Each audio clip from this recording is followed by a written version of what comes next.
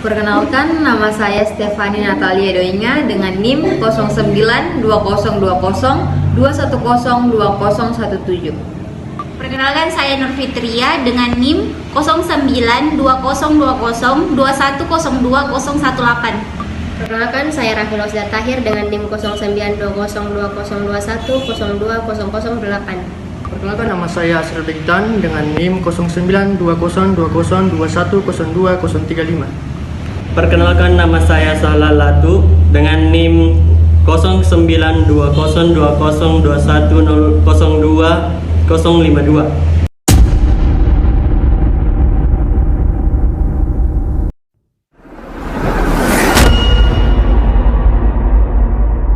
Kasus kematian Mirna Salihin. Pada tahun 2016, negara kita sempat dihebohkan dengan kematian seorang wanita yang bernama lengkap Wayan Mirna Salihin. Wanita 27 tahun itu dinyatakan meninggal setelah meminum es kopi Vietnam yang mengandung senyawa sianida saat bertemu dua rekannya, yaitu Jessica dan Hani, di Cafe Olivier Grand Indonesia, Kota Jakarta. 6 Januari 2016, Hani, Mirna, Jessica, dan Vera janjian untuk reuni di Cafe Olivier Mall Grand Indonesia pada pukul 5 sore waktu Indonesia Barat. Cafe ini merupakan pilihan Mirna.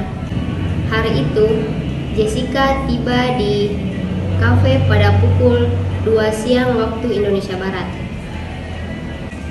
Jessica berkeliling mall dan membeli 3 bingkisan berisi sabun untuk oleh-oleh bagi ketiga temannya.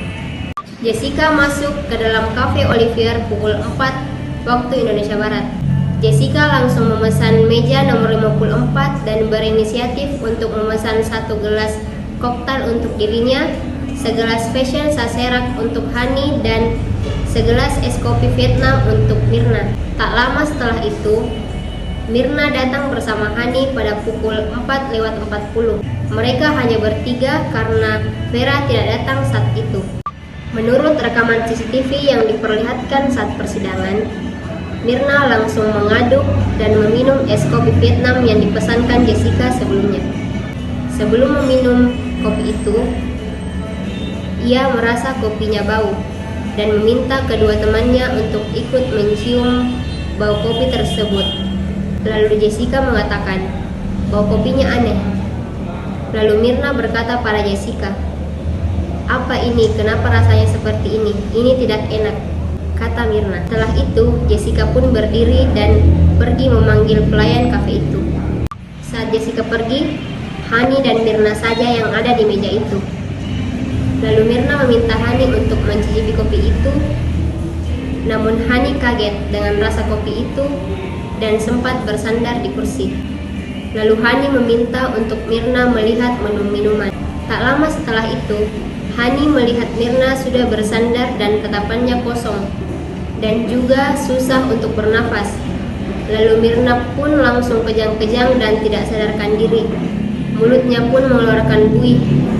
Setelah melihat kejadian yang terjadi pada Mirna, Hani pun meminta pertolongan sambil memanggil-manggil nama Mirna. Namun sudah tidak ada respon dari Mirna. Pegawai-pegawai kafe tersebut berdatangan dan bertanya pada Hani, "Apakah kamu saudara Mirna?" Lalu Hani menjawab, "Bukan, saya temannya." Setelah itu, Hani menghubungi Arif, suami Mirna, karena Mirna sebelumnya mengatakan bahwa ia bersama Arif di Mall Grand Indonesia. Hani menghubungi Arif karena ia berpikir bahwa Arif masih ada di sekitar mall itu. Saat langsung terhubung dengan Arif, Hani mengatakan bahwa Mirna pingsan. Pingsannya aneh, lalu Arif menjawab, "Kenapa? Belum makan ya? Kasih teh manis aja Han, takutnya gara-gara belum makan." Hani menjawab, "Saya nggak berani Rif, mulutnya terlalu banyak mengeluarkan busa." Lalu Hani meminta Arif untuk cepat datang. Dengan bantuan pegawai kafe, Mirna kemudian dibawa ke klinik yang ada di Mall Grand Indonesia. Meski kondisinya tak sadar, namun denyut dan pernafasannya masih normal. Saat suami Mirna tiba di klinik, ia kemudian membawa Mirna ke rumah sakit Abdi Waluyo namun Mirna meninggal dalam perjalanan ke RS. 16 Januari, tepatnya 6 hari setelah dilakukan pemakaman, Kepala Pusat Laboratorium menemukan adanya zat sianida dalam kopi Mirna. Otoritas Polda Metro Jaya yang mengambil alih kasus kematian Mirna dari Polres Jakarta Pusat mengatakan, sianida yang masuk ke tubuh Mirna memang dapat mengikis jaringan organ secara kimia. Setelah tim kepolisian menjelaskan tentang otopsi yang dilakukan kepada Mirna, keluarganya pun memberi izin untuk dilakukan otopsi kepada Mirna. Tim forensik yang mengotopsi jenazah Mirna di RS Polri Jakarta memastikan lambung Mirna rusak karena adanya zat korosif. Setelah melakukan berbagai macam pendidikan dan memeriksa rekaman CCTV, Jumat 29 Januari 2016 pukul 11 malam, polisi menetapkan Jessica sebagai tersangka kasus kematian Mirna. Setelah penetapan sebagai tersangka, polisi menuju ke rumah Jessica di RT 14 RW 02, Geraha Sunter Permata, Blok J1 Sunter Agung, Jakarta Utara. Namun yang bersangkutan tak ditemukan di rumah. Sekitar pukul 12 malam, Jessica mengaku menginap di hotel untuk menghindari wartawan. Polisi akhirnya menemukan Jessica di Hotel Neo, Mangga 2, Jakarta Utara. Jessica kemudian dijemput paksa oleh pihak kepolisian pada pukul 07.45 waktu Indonesia Barat dan dibawa ke Mapolda. Dalam sidang yang digelar PN Jakpus, jaksa menjelaskan bahwa dari alat bukti antara lain berupa keterangan saksi, ahli, dan terdakwa diperoleh fakta-fakta hukum yang tidak bisa disangkal. Ini semua memenuhi 3 unsur dalam pembunuhan berencana, yakni disengaja, direncanakan, dan menghilangkan nyawa orang lain. Jaksa mendakwa Jessica dengan pasal 340 KUHP yang berbunyi, barang siapa dengan sengaja dan dengan rencana terlebih dahulu merampas nyawa orang lain, diancam dengan karena pembunuhan dengan rencana dengan pidana mati atau pidana penjara seumur hidup atau selama waktu tertentu dan paling lama 20 tahun. Jessica dituduh meracuni Mirna karena merasa sakit hati. Pihak Jessica mengajukan pra peradilan pada tanggal 16 Februari 2016. Namun, pada tanggal 1 Maret 2016 ditolak karena salah alamat. Setelah cukup lama, karena berkas perkara tidak selesai, Jessica ditahan selama 5 bulan. Persidangan pertama kali dilakukan pada tanggal 15 Juni 2016. Butuh 32 kali persidangan dan banyak saksi sebelum hakim menjatuhkan putusan. 27 Oktober 2016, Jessica dinyatakan bersalah dan dituduh melakukan pembunuhan berencana atas Mirna dengan cara menuangkan sianida pada kopi Mirna. Banyak argumen-argumen yang dilontarkan pada kasus pembunuhan Mirna ini. Yudi memaparkan Jessica belum pernah mengunjungi kafe Oliver sebelumnya.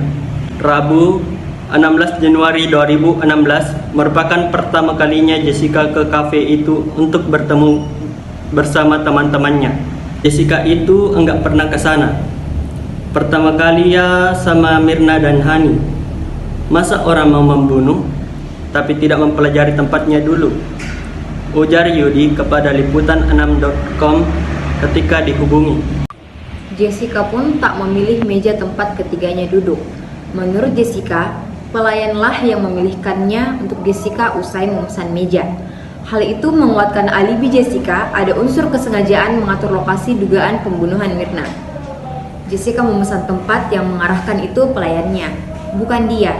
Kalau dia mau membunuh, pasti dia dong yang memilih tempatnya yang mana kira-kira tidak ketahuan, kata Yudi. Rekaman CCTV yang bisu. Rekaman CCTV di kafe itu tidak mampu membuktikan bahwa Jessica yang mencampurkan sianida ke es kopi Vietnam Mirna, baik sebelum maupun sesudah Mirna serta Hani datang ke kafe. Yudi pun meminta pihak kepolisian untuk lebih teliti dalam menganalisis rekaman CCTV di kafe itu. Yudi meyakini bahwa jika memang Jessica pelakunya, pasti akan terekam jelas di kamera CCTV itu.